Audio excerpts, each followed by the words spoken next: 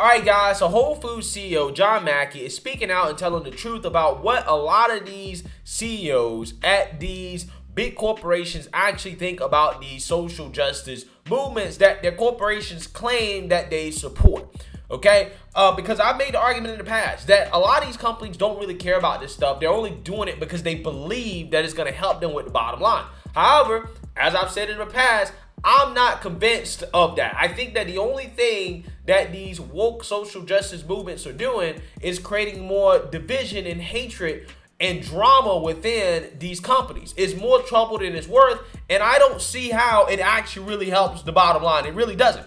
But for whatever reason, they've been brainwashed to believe this by Ivy League consultants that get paid to tell these corporations that they're institutionally racist, right? That they are, again, institutions of white supremacy, and that they have to fix these problems, right? Again, the incentive here is clear for the woke academic consultants that do this. As well, if we tell a company that they're racist and they need to fix stuff in the workplace, then we get paid more because they have to keep coming back to us to ask us how racist they are and the things they need to do.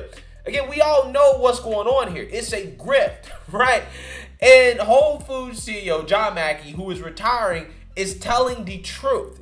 He's telling the truth about some of these movements that are taking over these corporations. As he's come out here and made some controversial statements that are upsetting the woke revolutionaries by stating the truth, which is that socialists are taking over, right, in the U.S., and that young people in liberal cities don't seem like they want to work. Again, something that I could have told you guys just, off the top of my head, right? I don't need to be a Fortune 500 CEO to know this, okay? So with that being said, I want to go ahead and play an audio clip of John Mackey discussing this on a podcast, and then I'm going to get into the actual story here that we're going to talk about involving Whole Foods firing employees that support BLM, right? Because they wanted to wear BLM paraphernalia, and the reason why they're firing these employees is because ding, ding, ding, ding, ding, they're not good for the bottom line. Go ahead and roll the clip. Concern is that I feel like socialists are taking over. They're marching through the institutions. They're taking everything over. Taking over education. It looks like they've taken over a lot of the corporations. It looks like they've taken over the military, and it's just continuing. Yeah. I'm deeply concerned. Yeah, so he's saying exactly what I've been telling you guys, that all these corporations, the people at the top, actually really think, okay? They actually don't really support this stuff.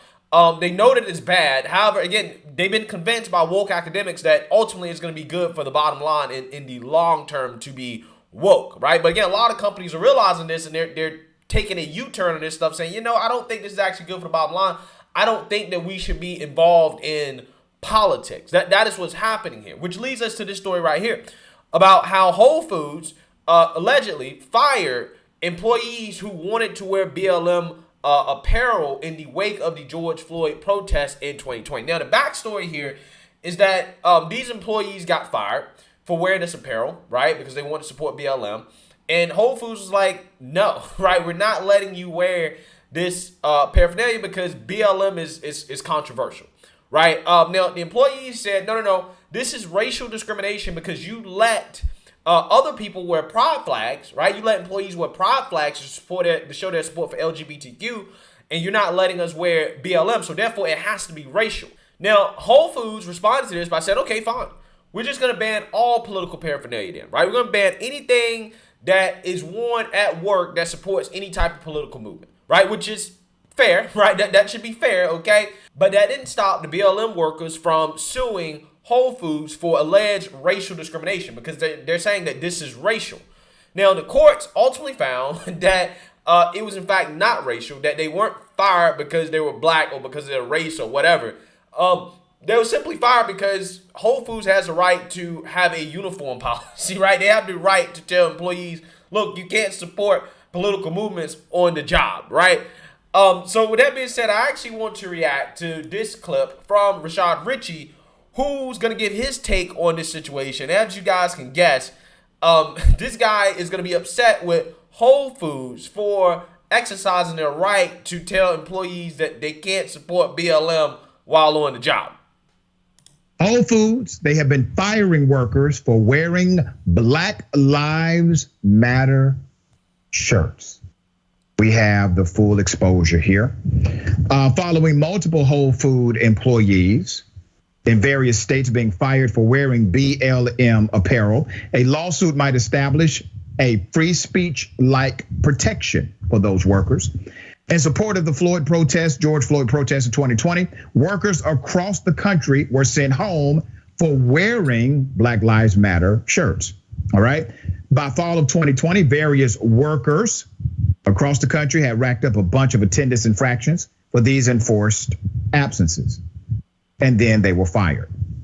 All told, Whole Foods terminated workers in at least 6 states for wearing BLM apparel, according to a complaint brought by the National Labor Relations Board, the federal body that adjudicates violations of workplace law.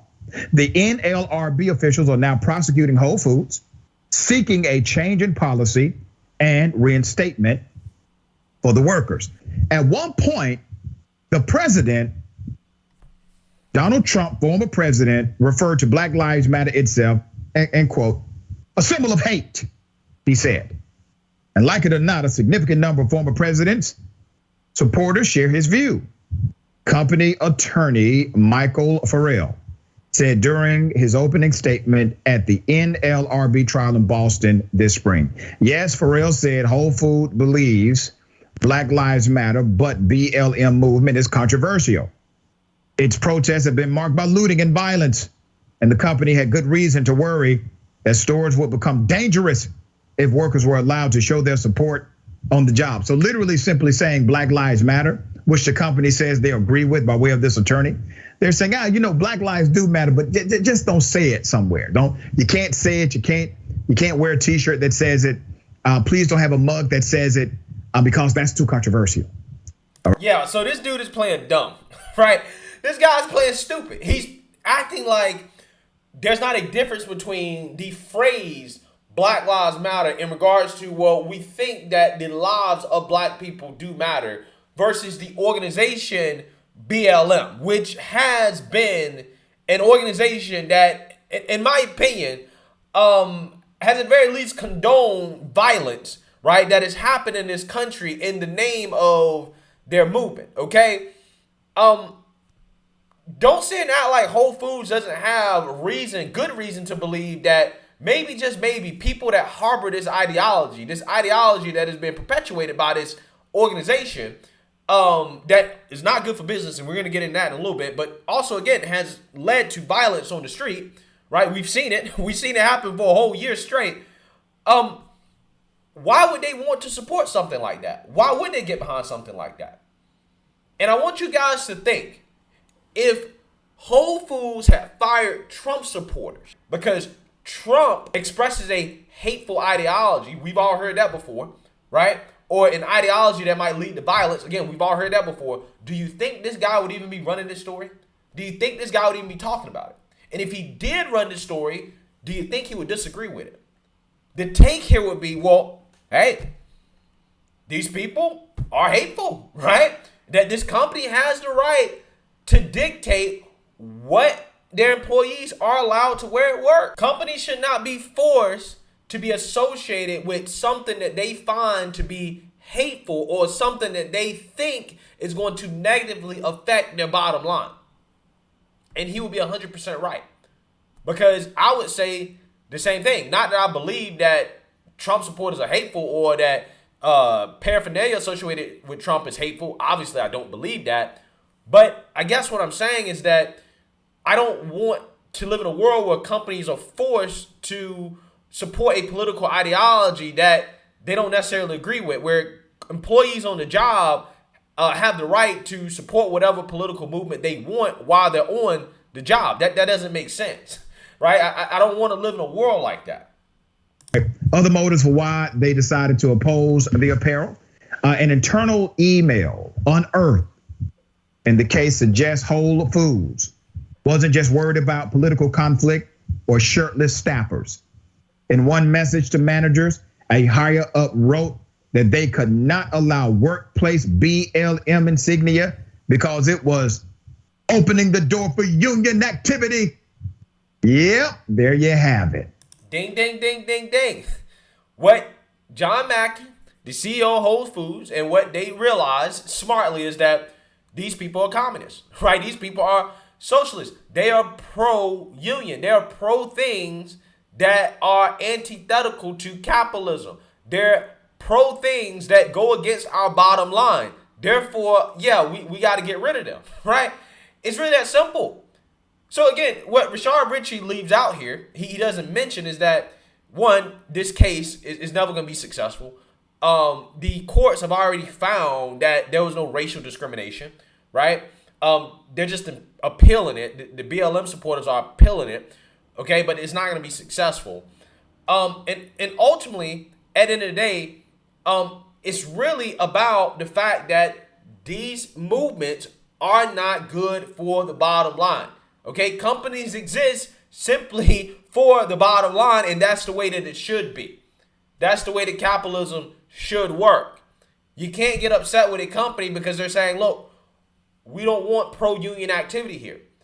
And BLM, the organization, is pro-union. This is why I say he's playing dumb when he talks about how the company says they support the phrase Black Lives Matter, but for whatever reason, they don't want paraphernalia and symbolism having to do with, BLM.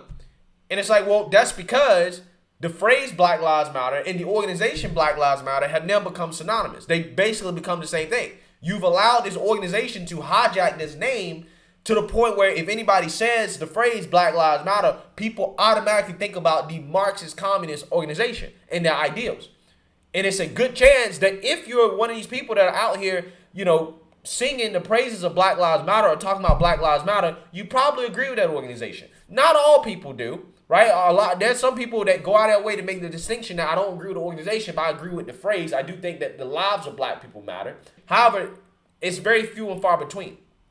There's no doubt in my mind that some of these workers at Whole Foods, based off what John Mackey said here, specifically in these liberal cities, they're socialists, right? They're actively working in ways that are against the company's bottom line. They're not looking out for the company's best interest. And that's not to say that all unionization is bad or to be pro or anti-union. That's not the point of this video.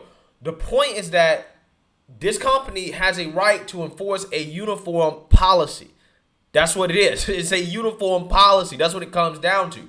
And as these employees that refuse to go along with this uniform policy were rightfully fired because they happen to not only violate the uniform policy, right, but they also wore paraphernalia that signaled that they were actively working against the company's best interest.